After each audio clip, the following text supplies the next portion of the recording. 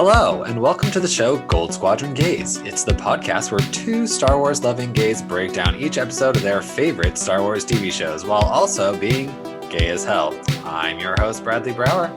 I'm Charles Rogers, and I'm the fucking co-host.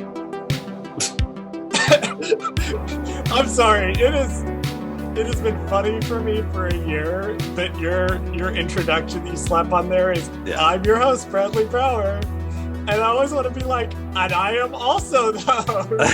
I have hosted more shows than you.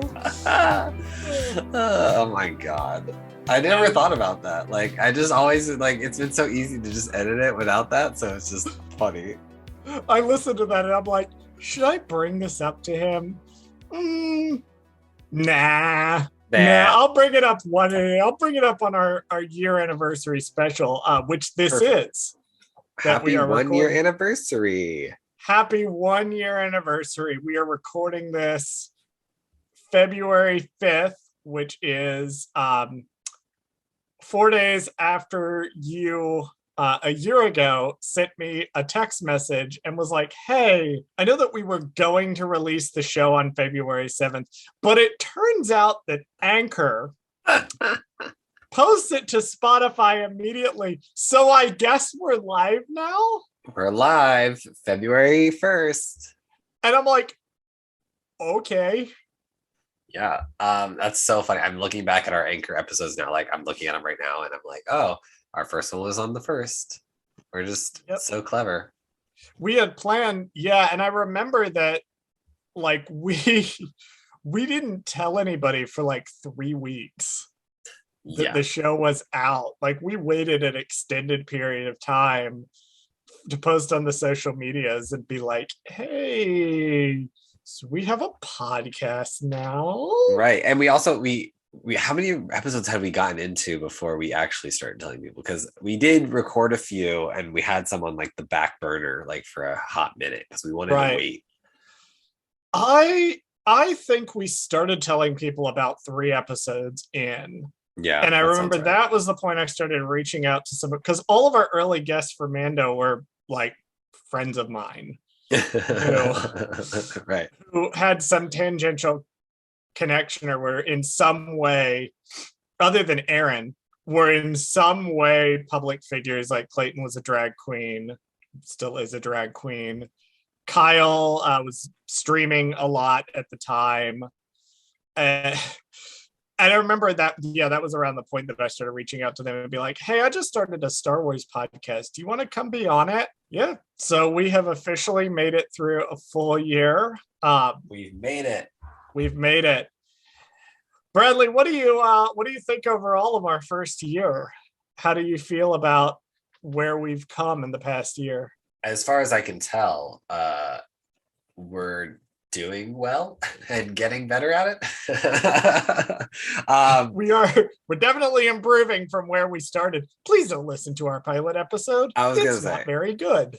I didn't know how it was going to go when we first started. I thought like, oh, this will be so easy. Like, we're just going to do this because we just talk about this anyway. So like, let's just record ourselves talking about it. But it's funny looking back and being like, oh my God, this is actually hard to like start. And then now where we are, we're getting decent at it to the point where it's becoming more of like a plug and chug kind of situation. Like, we don't actually have to like think like, oh my God, what are we going to do? Oh my God, what are we going to do? Like, we just kind of were like, nope, we're just going to record it and see what happens.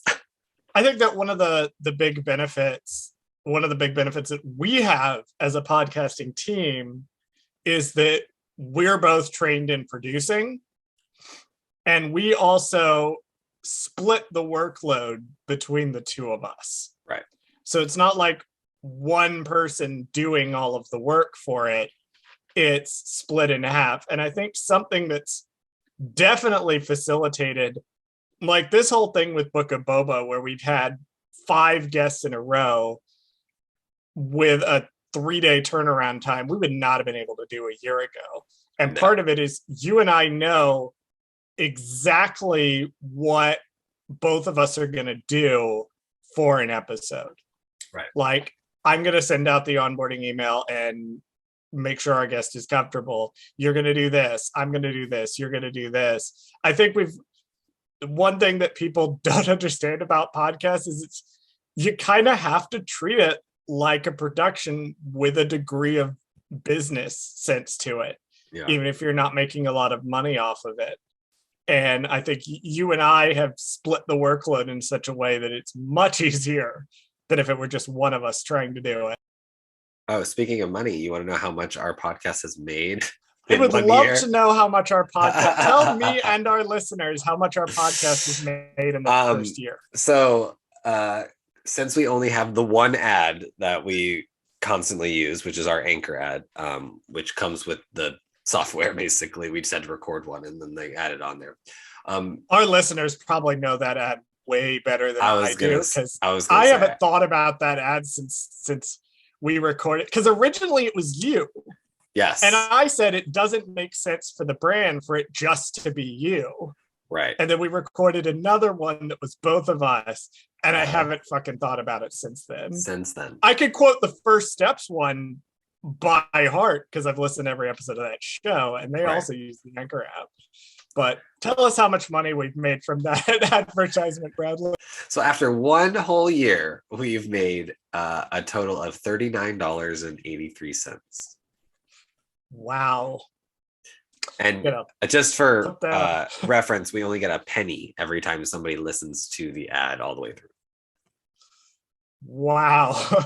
So if that, I don't know the math there, but there you go. Yeah, okay. That actually, that segues me into another shocking thing about this show, which it turns out people listen to it. Yes. This was surprising to me. I was gonna say it's weird. Numbers are weird because because it's split between like Apple and Spotify and 7 other different podcatcher things, and so it's kind of hard to determine, narrow down how many people are listening to it.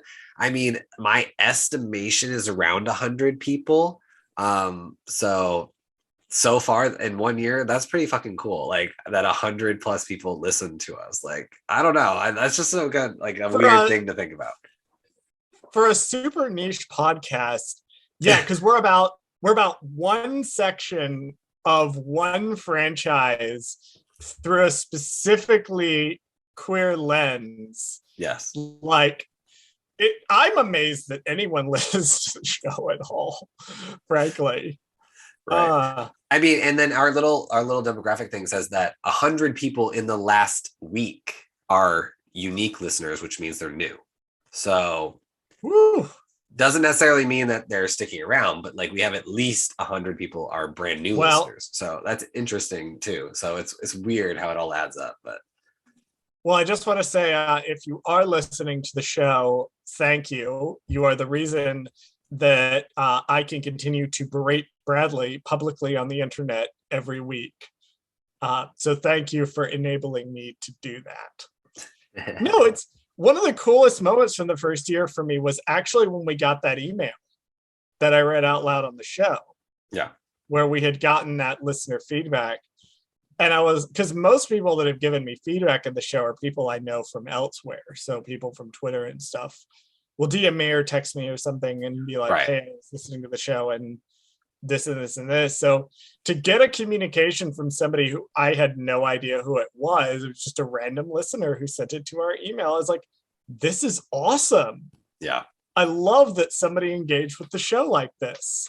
That is so cool.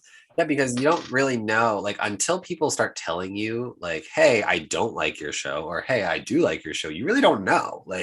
Until somebody starts telling us, we're just going to keep doing it because it's until somebody's like, oh, those guys are so awful. I can't listen to them anymore. You know what I mean? Unless a billion people tell us no, I'm all right, we'll just keep doing this until somebody says otherwise. So. Well, and every time we have gotten feedback, positive and negative, we do make sure to listen to it and incorporate it. Bradley and I work very hard on this show. For something that's made us $39 in the past year, we work very hard on this show. And one thing is trying to take into account people who are listening to the show, taking that feedback into account, and how do we address this? How do we incorporate more of this thing that people liked, et cetera, et cetera. It's definitely been, I don't know if I've mentioned it on the air, Bradley, but I know I told you because we both went to the same school. Right.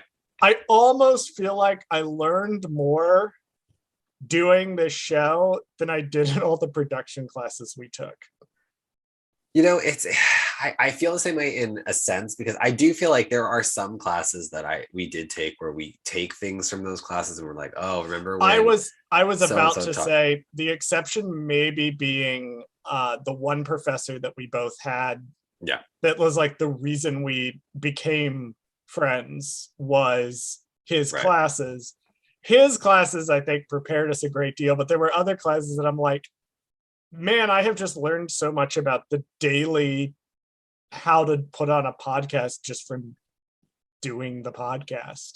Yeah, I especially when I was in school, I definitely like it was two professors for sure. Is the one that you mentioned, that I think that one really like taught me about just structure and stuff about TV in general, or production in general. But then my other professor, she was like integral to teaching me like how a production is really run. And I think those combining like on what makes a production versus how it's run, I think those two things combined, like the above the line and a below the line kind of jobs that you do on productions, I think both of them prepared me for this in a sense. I mean, it's just weird to think about, but like, because she's the one who got me my first ever production job, like a real like being paid for my job kind of job, and not an internship. So I thank her. I don't want to call her out on here because we're not going to mention any names of I don't want to anybody mention we any went to names, school but with or anybody we Right. know. Yeah. but she definitely was like that instrumental thing that made me kind of just get the ball rolling into like a career in production. But I think he was the one who got me interested in storytelling and interested in just the behind, like the nature of how we, shows. because up until that point I'd done a lot of basically guerrilla production. As I had been brought on to do like short films and various things, like in my hometown. I did a lot of film work, just basic stuff like trying to produce these short films. And when I went over, if I finished my first major, then I went over and I did the major that you and I met in. Right. A lot of what I took from those classes from the good professors that I had, I've been able to turn around and apply to the podcast. But then also the podcast has taught me a lot more about just getting up in the morning and making sure these things get done. So I think it's a combination of all of my experience from when I was just making it up on the fly versus the training that I received, to the stuff I've learned just doing the podcast in general. Well, Bradley, I mean, we're going to make this a pretty short episode, but I do want to ask, what is something that you think maybe if we were to go back in time, we could have done differently over the first year to make it go a little bit smoother? Well, it's hard to say that definitely, because I would say something along the lines of like, oh, well, if we just knew the schedule of these shows, like it would be so much easier to like That's plan not out something we can do, but right. Lucasfilm, tell us when the fucking shows are coming out with more than a month of lead time, please. I am begging you on my knees. I don't know how these other shows are able to schedule their stuff, because it's like, if this show doesn't get dropped until a month before, you know what I mean? Like if there's no information until like a month before, how did you get like scheduling? Like, okay, I need to have these episodes out by these dates. These, these guests are registered for these dates and da da da da da. I mean, yikes. Like I don't have Disney money. Like I need I know that Star Wars Explained, who like making content about Star Wars is his full-time job. It's him and his wife's full-time job that they do. They have expressed, the two of them, frustration over the same thing, because it's like they have to plan things out months in advance, and then And for us, it's just the one show, but that is definitely one of the most stressful parts of the show is because I remember too, when Bad Batch was coming out, we didn't know how many episodes it was going to be. Right. We're And just we kind of were doing it trying to blind. we were trying to figure out like, how do we want to structure this so we have enough time to do Mando season 2 in between in order to lead up to Book of Boba Fett. Right. This is wild to That's think about. yeah, but that's not really something we could change No, necessarily. I wouldn't change. I just say like it is kind of one of those things where I wish we had the ability to plan those things. On the things that we could change aspect, I wish I had the capital to spend money on, just like silly little things like social media and artwork and things like that. Like, because anything we've spent on this show is obviously out of pocket. Like, it's not Right. like we're not We pay making for any that. money. So that's one thing I wish we could change. I know that that's not something we can change, but I wish like we had capital to just be like, okay, let's pay someone to design our logo. Let's pay someone to run our social media. Let's pay someone, because To obviously, clarify, it's pay someone out of the budget of the show, not pay right. someone out of our own pocket. We pay our artists and designers Yes. and the people who do things for us. Yes. Rest assured, Thanks for clarifying. Jordan has made money off of us doing the artwork for the TikTok. Right. And I've made $0 doing any kind of album artwork. So there you go. But yeah, stuff like that. I mean, I wish like, because what sucks is like, things like Photoshop are like a monthly or a yearly, kind of cost. And it's like, as much as I would love to, pay for that, like, it's not something like we use to the point that would justify paying for it. So it's kind of like, do you waste money on those things to make things quote unquote perfect? Or do you just kind of like figure out a cheaper alternative for now until hopefully one day, we had the income to be able to afford those things? Yeah, I definitely think that there's times that I've looked at like the video editing software because everything I use to make the TikToks is free. Yeah. Everything I use to make it is free. Right. Except for the art itself that I paid Jordan for, or we paid Jordan for rather, because it was not just me that paid her for it. Right. Her commissions are open, by the way, I believe at time of recording this, so you can go get your own artwork in the same style. But there are times that I've looked at stuff like, oh, maybe I'd like to get Photoshop, or maybe I'd like to get Premiere Pro or something to make content. And then I'm like, Chief, that is an expense, and I don't make a lot of money. Right. And I live in California. So like, I know one thing that if I were to go back and make a minor tweak, because I'm mostly pretty happy with how we've done things for the past year. If I were to make a minor tweak, I would have listened to more queer-led Star Wars podcasts before we started the show. Right. And I don't blame myself for not knowing that they existed because I didn't really know they existed. I remember we both went looking for them and we couldn't really find them. Right. Before we started recording. And it was only after Pride Month. I remember I did my whole thing at Pride Month where I listened to one a week and like would talk about my impressions of them. That was the first time that I had discovered. And I've learned a lot. And I'm fortunate that my current job, which I'll be at for another few more months, gives me a lot of time to listen because I've learned a lot just listening to other shows. I've learned a lot just listening to Brian interview people on Pink Milk about how to handle guests. I've learned a lot listening to Dark Side Divas and how they do their research. I've learned a lot about branding by watching or listening to RuPaul's Pod Race and how they handle the internal branding of the show. So it's these other different shows that I wish I had checked out beforehand, but on the other hand, I couldn't find them initially. Right. So I'm also glad that the podcast has put me in that sphere that I know where those are, which is awesome. That's something that looking back, I probably would have done differently. Other than that, pretty happy with the first year.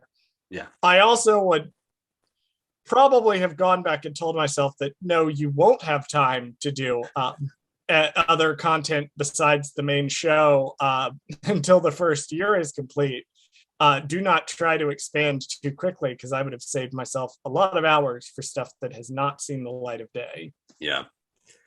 That's the one thing too. Is like, I didn't know where we were going to be in a year either. Cause it's like, you do start to think of those things like, how do we expand the brand? Like, how do we do that stuff? But you don't want to do it too soon, because if you do it too soon, then you're stretching yourself too thin, and the quality is not there. I feel like one of the things that we excel in now is because we are focused on this one show, we can put more time and effort into it, and I feel like the quality is there. For at least my standards, it's there.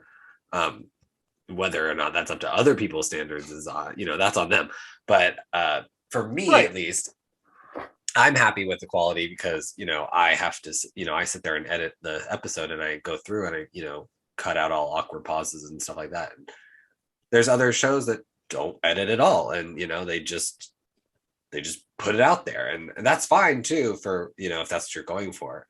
But I think that we take the care, I guess is a good way to say it, that we want to make sure that it sounds good, and we worry about that, because we record backup audio, and we do all kinds of stuff just to make sure that we're always delivering a quality product, because I don't like to get shitty product, so I don't want to give other people a shitty product. Absolutely, yeah. And I think that's something that you and I, is part of the reason we work so well together, is because we both, it's fun. It's a fun experience. We get on and we talk about stupid Space Wizard TV shows for kids every week. But at the same time, I think both of us have the approach of a certain minimum level of professionalism. And I know that, unlike you, I try to bring the same professionalism that I bring to productions that I'm getting paid for, or projects that I'm getting paid for, to this show. Yep. And I hope it comes across. I know we're not perfect. Remembering the Infested episode where we had to record with me on my iPhone, right, sitting in the bed, and like it was super hot for some reason in my apartment that night, and I was like sweltering. So we're not always perfect, but bless us, we're trying. Right. But I do think that's something that, like, I would tell other podcasters. I've seen a lot of people, like, in the pandemic, they'll start this is not a direct call out of anyone specific, but that's okay. The people that I'm talking about don't listen to this show anyway. But I do have multiple friends who started podcasts in the pandemic and put out like 1 or 2 episodes, and were like, I just don't have the time, or I just don't have the energy, because it's hard work. It's a very time consuming work. And I feel glad that this is not one of those shows, that we actually spent the first year building something that is a sustainable brand that is recognizable. Right. And the fact that we were able to put out, 50 plus episodes and keep going, like, that's hard to do. People don't do, like, I think people underestimate like how hard it is to put out more than like 3 episodes of a podcast, because it's like you really have to commit at that point. And I knew that once we got over that hump of like the 3 that we had recorded were like out and about, we were like, okay, now we're on a deadline. We gotta keep going. And we didn't stop. And, and it's great. Yeah, and like it's tough. Like, I make the TikToks, and as a general rule, if you're looking at the TikToks, each minute of TikTok is roughly an hour that it takes to edit. And like, Bradley also has to spend time editing the show. I have to spend time doing the TikToks. We both have to update the social media. I try to make content for the TikTok. And then on top of that, everything we're doing on the back end, we've got to have time in there to like watch the TV show. And I always struggle trying to like take my notes, because it's like I'll watch it and enjoy it, and then it's like, okay, great, now I gotta think like, when do I have time to watch it again so I can take notes and like fill this out and make a good episode? Because otherwise I'm just going to be sitting there like, I don't remember that happening. I don't remember that happening, and I'll forget. Yeah, the structure of the show is such that you and I, it's not just a discussion show because it's a breakdown show. I have to go and take a lot more notes than I would if I were just going to watch the episode and then go on and talk about it. So there's research that's involved. Like, I don't mean to denigrate anybody and say like, oh, our podcast is harder to put on than other podcasts. That's not what I'm saying at all. I'm just talking about my experience making it. My experience in making it is that I didn't anticipate at the beginning just how much of my time was going to be taken up. Yeah. With just the legwork that goes into putting the episode out every week. And I also think that this is part of the reason that our early episodes weren't as strong. Yeah.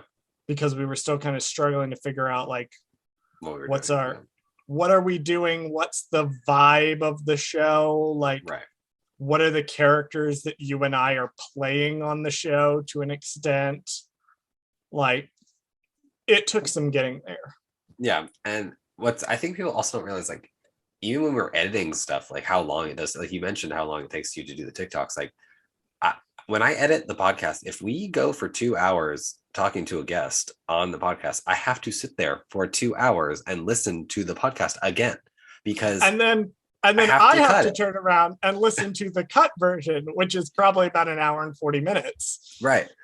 And you have to tell me like, hey, by the way, I heard something at this point. Can you fix that? Hey, can you fix that? After which I've been already listened to this whole thing like 3 times, and I'm like, all right, I'm done listening to it. And if he even has one change, like that's still a lot to go look back and change. If he wants to change one thing, I'm gonna fucking kill him. Right. So normally, I will say we have gotten really good at, we don't have to change anything if it's not super like dire to the episode.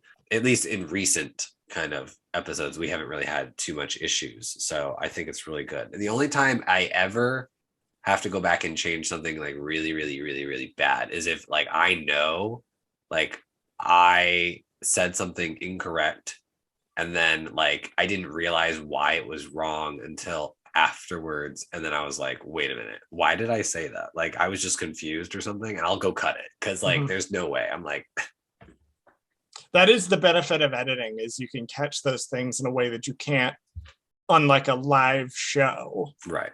Because we'll flub things and get things wrong. There's a reason we have the thing Charles fucked up segment, because I'm constantly making mistakes on the show.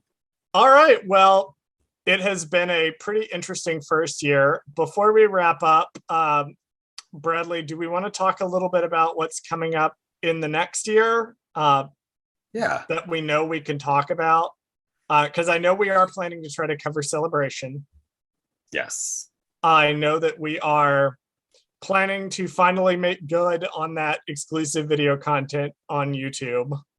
And I think those are the 2 big major things that are coming in the next year, is we're looking to expand that direction and also potentially be at Celebration. I mean, I will probably be at Celebration definitely because I live here. Right.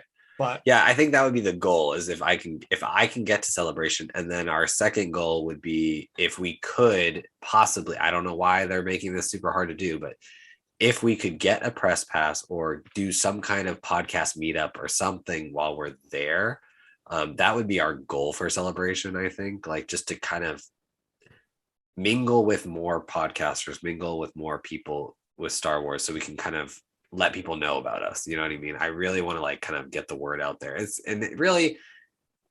We've been doing a pretty decent job. But I think it does help to kind of go to these places where these people are congregating and just be like, hey, I'm a thing. Like, you should listen to me. And one thing that I really like about the queer podcasting community is it's very mutually supportive of each other. There's a lot of people that have been very supportive of us. I try to be very supportive of other shows that I listen to, and maybe ones that I don't even necessarily have the time to listen to the show, but I know the people that are running it are cool. Yeah, that definitely is one of our goals for the next year, is to be able to go to Celebration. And I know also we keep saying there's going to be exclusive YouTube content, and I haven't been doing it. So that is another goal of mine for the next year, is to finally get some YouTube only stuff. We are looking very hard at Divas Unleashed. We see what y'all are doing over there, and we like it. All right. Well, as we end up this first year retrospective, I just want to drop the facade here for just a minute and say directly from me to our audience, thank you for listening to the show. Your support means the world to us. We are glad that you have been enjoying it, and we hope you stick around for the next year. And directly to Bradley, thank you for everything you have done. It's been an amazing first year. I could not do the show without you. Let's keep up this momentum into the next year. Always two there are. Always two there are. But which one's the master and which one's the apprentice? Speculate on that in the comments. I was going to say. Well, thank you guys for listening, and we look forward to another year and all the years to follow. And thank you for listening to Gold Squadron Gays.